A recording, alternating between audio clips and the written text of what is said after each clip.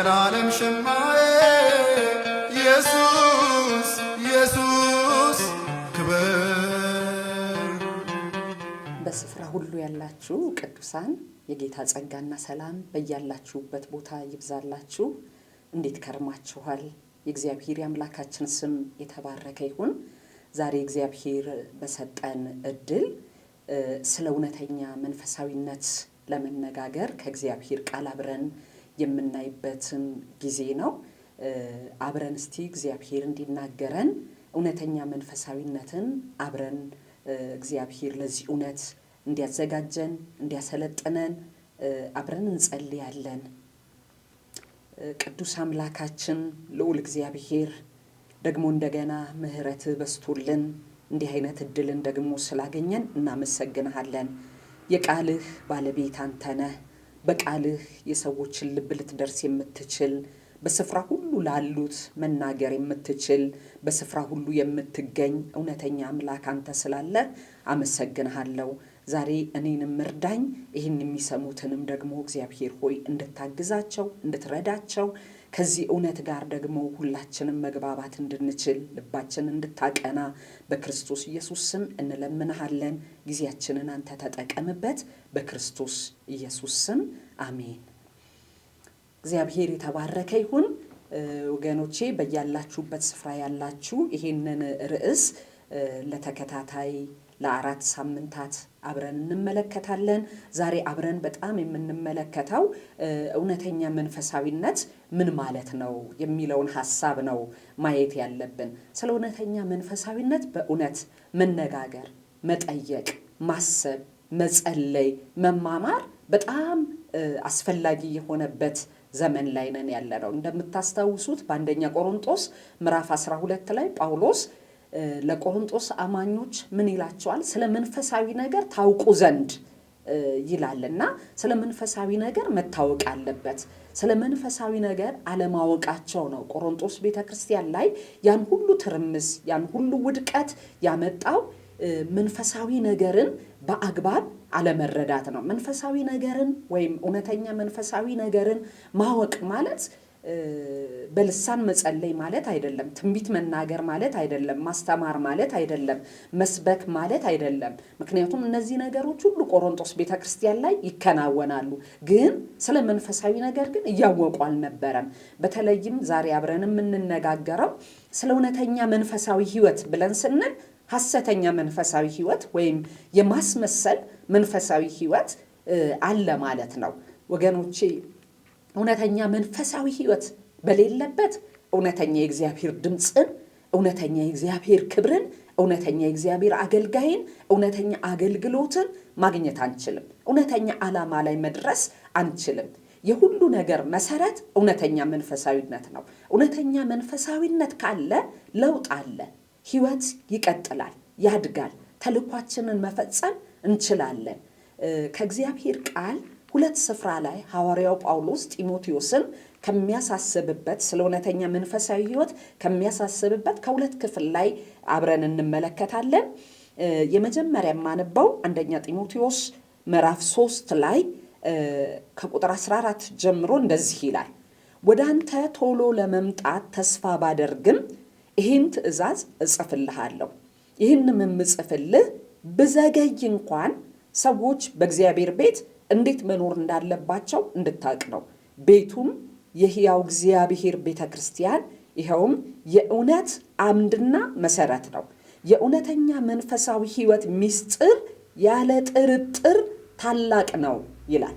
የእውነተኛ መንፈሳዊ ሕይወት ምስጢር ያለ ጥርጥር ታላቅ ነው። ይሄ ቃል በሌላ ትርጉም ላይ በ54ቱ ትርጉም ላይ እግዚአብሔርን የመምሰል ምስጢር ይለዋል።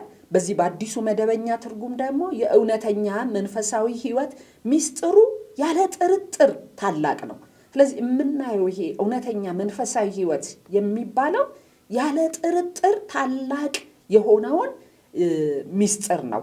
በዚሁ በአንደኛ ጢሞቴዎስ በምዕራፍ 4 ላይ ደግሞ ጳውሎስ እንደዚህ ብሎ ይናገራል። ከቁጥር 7 ጀምሮ ለጢሞቴዎስ እንዲህ ይለዋል።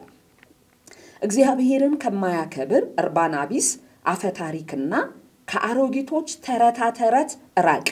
ይልቁንም ለእውነተኛ መንፈሳዊ ሕይወት ራስህን አሰልጥን።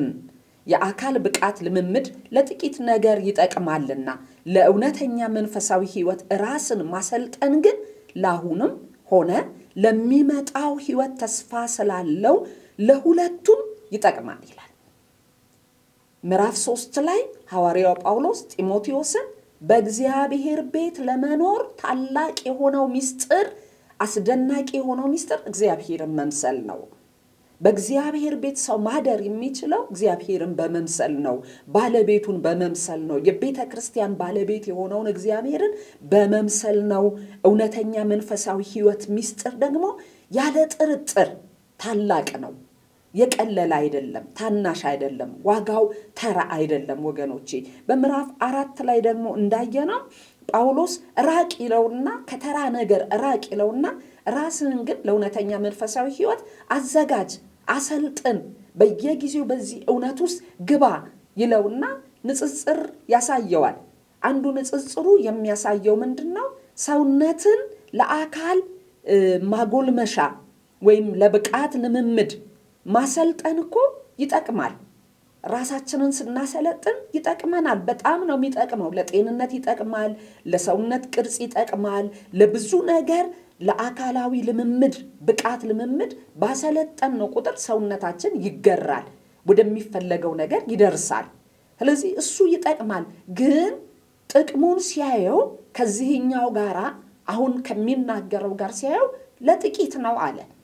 ለጥቂት ነው የሚጠቅመው አለና ይሄ ግን እግዚአብሔርን ለመምሰል ወይም ለእውነተኛ መንፈሳዊ ሕይወት ራስን ማሰልጠን፣ ራስን ማዘጋጀት ግን ለአሁንም ሆነ ለሚመጣው ሕይወት ተስፋ ስላለው ለሁለቱም ይጠቅማል ይላል።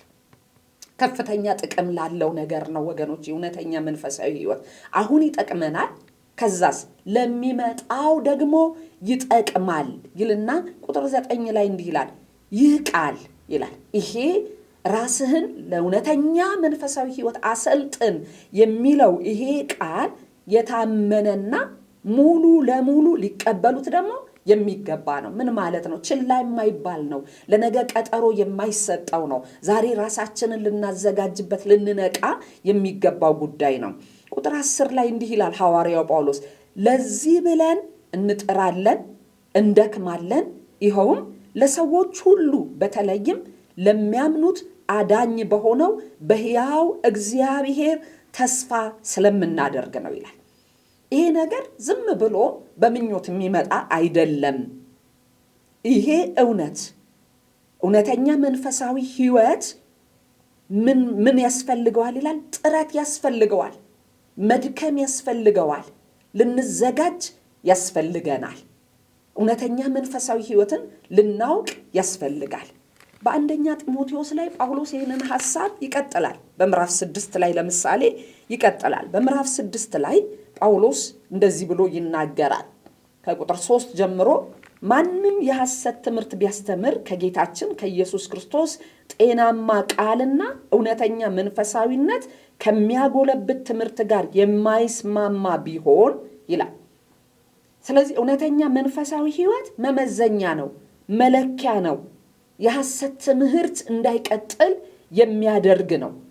ከዛ በኋላ እግዚአብሔርን መምሰል ወይም እውነተኛ መንፈሳዊ ሕይወት በሌለበት ቦታ የሚገለጡ ባህሪያትን ከቁጥር 4 ጀምሮ ጳውሎስ ይቀጥላል። ያ ሰው እግዚአብሔርን መምሰል እውነተኛ መንፈሳዊ ሕይወት ጋር የሚያጎለብተውን ነገር የጣለ ያ ሰው በትዕቢት ተወጥሯል፣ አንዳች አያስተውልም፣ ስለ ቃላት ለመከራከር ለመጣላት ክፉ ጉጉት አለው።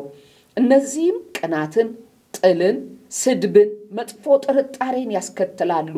እውነትን በተቀሙና መንፈሳዊ ነገር ትርፍ ማግኛ በሚመስላቸው አእምሮ በጎደላቸው ሰዎች መካከል የማያባራ ንትርክ ያመጣሉ። ነገር ግን እውነተኛ መንፈሳዊነት ባለን ነገር ከመርካት ጋር ትልቅ ትርፍ አለው እያለ ይናገራል። ስለዚህ የእውነተኛ መንፈሳዊነት ዋጋን ጳውሎስ በጣም እያጎላ ይናገራል። ወገኖቼ በዚህ ዘመን ለምንድን ነው ልቅነት የበዛው? ለምንድን ነው እግዚአብሔርን ማዕከል ያደረገ አኗኗር እያነሰ የመጣው? ለምንድነው ወገኖቼ ሃይማኖታዊ ግርግር ብቻ እየበዛ የመጣው?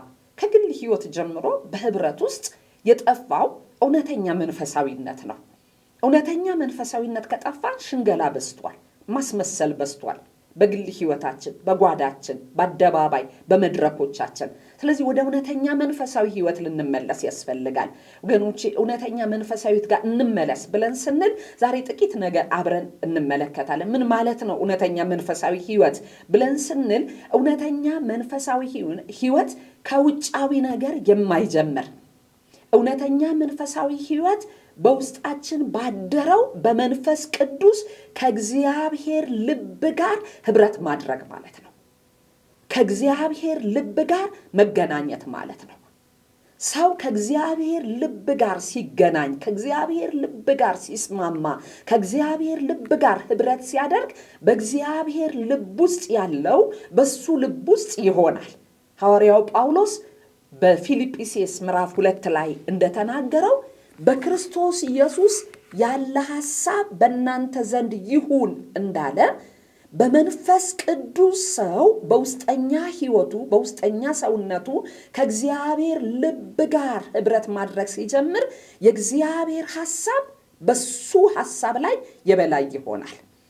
እንደምታውቁት በትንቢተ ኢሳይያስ ላይ እግዚአብሔር በምዕራፍ 59 ላይ ሲናገር እጄ ከማዳን አላጠረችም አለ፣ ጆሮዬ ከመስማት አልደነቆረችም አለ። ግን ልዩነት ተፈጥሯል አለ። የልዩነቱን ደረጃ ልኩን ሲናገር ሰማይ ከምድር እንደሚርቅ ነው የተራራቅ ነው ይላል። ኢሳይያስ 55 ላይ ይሄንን ይናገራል። ምን ማለት ነው? ሰዎች ብዙ ነገር እያደረጉ ሃይማኖታዊ ስርዓት እያረጉ ምዕራፍ 58 ላይ ስናይ እየጾሙ እውነተኛ መንፈሳዊ ህይወት ግን የላቸውም። ይጾማሉ፣ ግን እውነተኛ መንፈሳዊ ህይወት የላቸውም። እግዚአብሔር የሚፈልገው ጋር አልተገናኙም። ሰው እግዚአብሔር ከሚፈልገው ጋራ ሲገናኝ እግዚአብሔር የሚፈልገው አቋም የሱ አቋም ይሆናል። በየትኛውም ጉዳይ ላይ በግል ህይወቱ ሊሆን ይችላል፣ በትዳር ህይወት ሊሆን ይችላል፣ በአገልግሎት ሊሆን ይችላል። እግዚአብሔር ያለው ጽኑ አቋም የሱ አቋም ሊሆን ይችላል። ወገኖች ይሄ ስለ መድከም ስለ መበርታት አይደለም እየተነጋገረን ያለ ነው። ሰው እውነተኛ መንፈሳዊ ህይወት ላይ ሲኖር በእግዚአብሔር አቋም ላይ አይደራደርም። የእግዚአብሔርን አቋም ከሌላ ጋር አይደባልቅም። የእግዚአብሔር አቋም በጠላት ላይ፣ የእግዚአብሔር አቋም በኃጢአት ላይ፣ የእግዚአብሔር አቋም በዘመኑ ላይ ያለው አቋም የራሱ አቋም አድርጎ ይወስዳል። በዘመናት መካከል የእግዚአብሔር ሰዎች አንዱ የተታለሉት በምንድን ነው ብለን ስንመለከት ከእውነተኛ መንፈሳዊ ህይወት ነው ጠላት ያጎደላቸው እና ለነሱ ደስ የሚያሰኝ ነገር ነው ያቀረበላቸው። ወገኖች እውነተኛ መንፈሳዊ ህይወት ማለት እኛ ደስ ያለንን ነገር ማግኘት ማለት አይደለም። የደስታችንን የምንፈልገውን ደስታ መጨበጥ ማለት አይደለም። እውነተኛ መንፈሳዊ ህይወት ደስታን ግብ ያደረገ አይደለም። እግዚአብሔርን ለማስደሰት የምንኖረው ህይወት ነው። እግዚአብሔርን ለማስደሰት ደግሞ ከልቡ ጋር መገናኘት በጣም ያስፈልጋል። እግዚአብሔር አቋም አለው በህይወታችን ላይ። እግዚአብሔር በአገልግሎታችን ላይ በወንጌል ስራ ላይ አቋም አለው። ስለዚህ ይህንን እውነተኛ መንፈሳዊ ህይወትን ኖርን ብለን የምንለው ከእግዚአብሔር ልብ ጋር መገናኘት ስንችል ነው። ሁላችንም በጣም የምናቀው ከብሉይ ኪዳን ጀምሮ እስከ አዲስ ኪዳን ድረስ ተሻጋሪ ታሪክ ያለው የዳዊት ታሪክ ነው አይደለ? ዳዊት ፍጹም ሰው አይደለም፣ ግን ከእግዚአብሔር ልብ ጋር የተገናኘ ሰው ነው። ከልቡ ሐሳብ ጋር የተገናኘ ሰው ነው። ይህንን አዲስ ኪዳን ሐዋርያት ሥራ ምዕራፍ 13 ላይ ሐዋርያው ጳውሎስ በመጀመሪያ ስብከቱ ላይ በሰበከው ስብከቱ ላይ ይህንን ሐሳብ ይነግረናል። በሐዋርያት ሥራ ምዕራፍ 13 ላይ ቁጥር 36 ላይ እንደዚህ ይለናል። ዳዊት በራሱ ዘመን የእግዚአብሔርን ፈቃድ ካገለገለ በኋላ አንቀላፍቷል ይላል። ዳዊት በራሱ ዘመን ሌላ ሳያገለግል ያለፈው ከእግዚአብሔር ፈቃድ ጋር የታረቀ የተስማማ ነገር ስለነበረው ነው። ህብረት ስላደረገ ነው። ልቡ በዚህ ናፍቆት ስለተሞላ ነው። በሌላ ነገር አይደለም። ሃይማኖታዊ ስርዓቶችን አይደለም ዳዊት የያዘው። ስለዚህ በራሱ ዘመን ከእግዚአብሔር ሐሳብ ጋራ ሳይተላለፍ ከእግዚአብሔር ሐሳብ ጋራ በመገናኘት አገለገለ።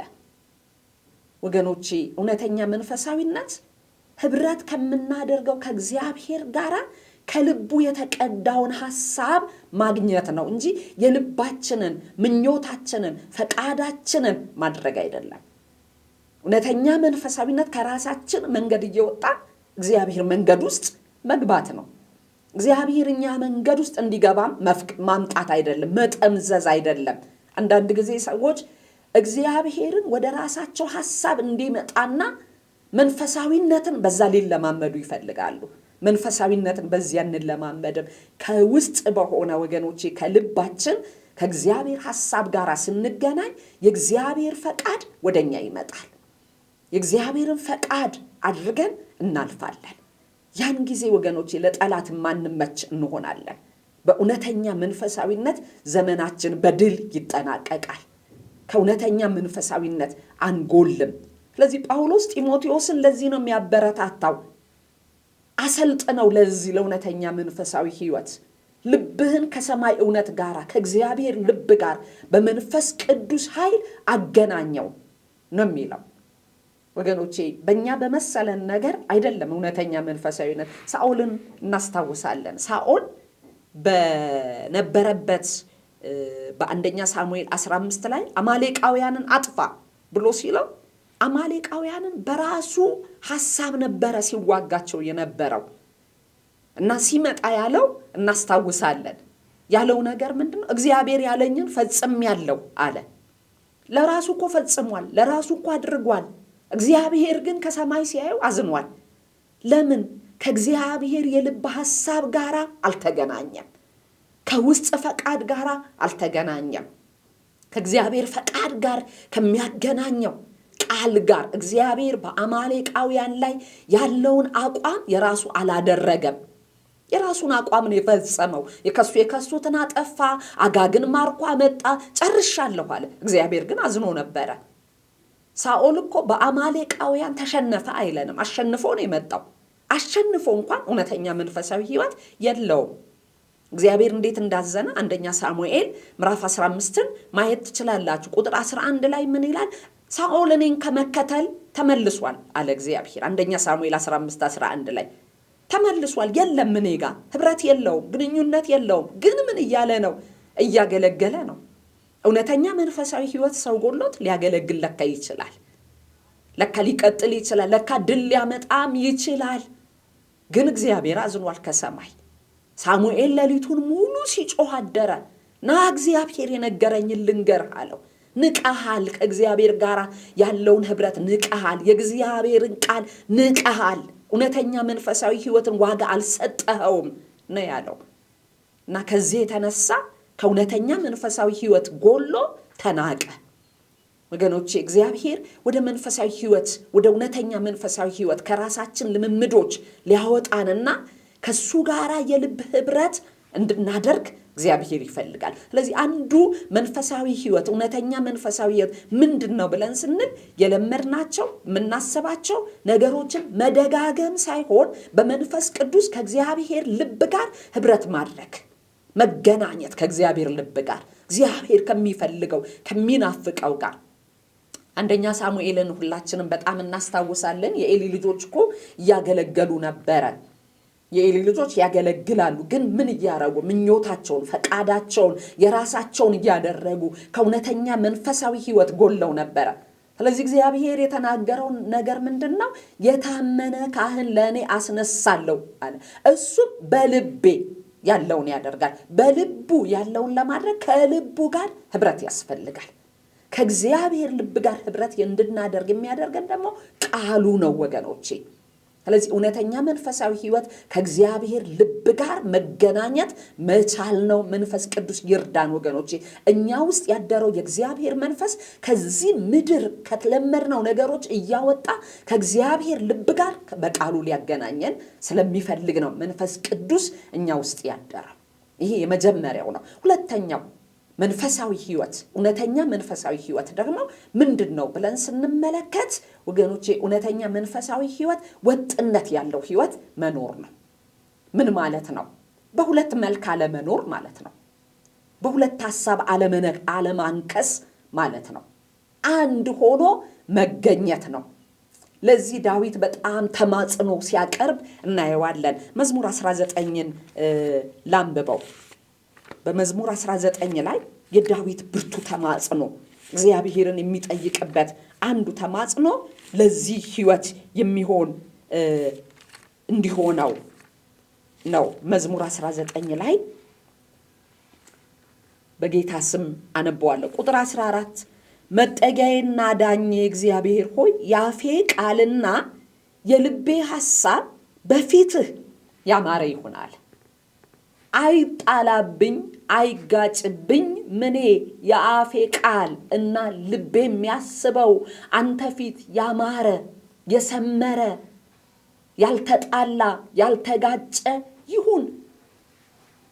እንደምታስታውሱት ሰለሞን በነገሰ ጊዜ የዳዊት ልጅ ሰለሞን ወደ ንግስና በመጣ ጊዜ እግዚአብሔር በገባኦን 1000 የሚቃጠል መስዋዕት ከሰዋ በኋላ እግዚአብሔር ተገልጦለታል። ይህንን የነገስትም ጸሐፊ ነግረናል። አንደኛ ነገስት ምዕራፍ 3 ሁለተኛ ዜና ምዕራፍ 1 ይነግረናል። እና እግዚአብሔር በሌሊት በህልም ተገለጠለትና ምን እንደምሰጥ ለምን አለው። እና ሰለሞን የለመነው ልመና በጣም አስገራሚ ልመና ነው። እግዚአብሔር ራሱ ተገርሞ የመለሰው ነው።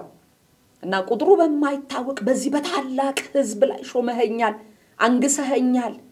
በዚህ ታላቅ ህዝብ ላይ እኔ እንዴት መፍረድ እችላለሁ? ስለዚህ ይህንን ህዝብ የምመራበት ጥበብ ማስተዋልን ስጠኝ ብሎ እግዚአብሔርን ጠየቀው። እግዚአብሔር ሲመልስለት የመለሰው መልስ በጣም የሚገርም ነው። የጠላት ነፍስ አልለመንክም፣ ሀብት አልለመንክም፣ ረጅም ዕድሜ አልለመንክም፣ ግን ለትውልድ የሚሆን ነገር ለምንሃል አለውና በተለይ ሁለተኛ ዜና ላይ እንዲህ ይላል፣ ይህ በልብህ ነበረ አለው። አያችሁ፣ እውነተኛ መንፈሳዊነት ልባችንን መጀመሪያ እውነት ገዝቶት የእግዚአብሔር ሐሳብ ገዝቶት ተቆጣጥሮት በአንደበታችን የምናወጣው ነው። ኢሳይያስ ነቢዩ ኢሳይያስ በምዕራፍ 29 ላይ በነበረው ህዝብ አንዱ ያየው ነገር ምንድነው? ሽንገላ፣ እግዚአብሔር ፊት ሽንገላ ነበረ። እና እግዚአብሔር በኢሳይያስ በኩል ሲናገር ይህ ህዝብ እኮ በከንፈሩ ነው የሚያከብረኝ፣ ልቡ ከኔ የራቀ ልብ ነው ያለው፣ እኔ ጋር አይደለም ልቡ አለ። ልቡና አንደበቱ ስምሙ አይደለም፣ የተስማማ አይደለም አለው። ይህንን ጌታችን ኢየሱስ ክርስቶስ በማቴዎስ ወንጌል ምዕራፍ 15 ላይ የነበረውን ሃይማኖታዊ ስርዓት የገሰጸበት ነው፣ የተቃወመበት ነው። ይህ ህዝብ ኢሳይያስ እንዳለው አለ በከንፈሩ ነው የሚያከብረኝ፣ ልቡ ግን ከኔ በጣም የራቀ ነው። ወገኖቼ እውነተኛ መንፈሳዊነት ልባችን የሚለውና አንደበታችን የሚለው ያልተጣላበት ነው። እስቲ ዘመናችንን እንፈትሽ፣ ዘመናችንን እንመልከት። እውነት አንደበታችን የሚዘምረው ዝማሬ ያህል አንደበታችን የሚለውን ያህል ልባችን ያንን እውነት አምኖታል ወይ? ገዝቶታል ወይ? እግዚአብሔር አንድ ነገር ይፈልጋል።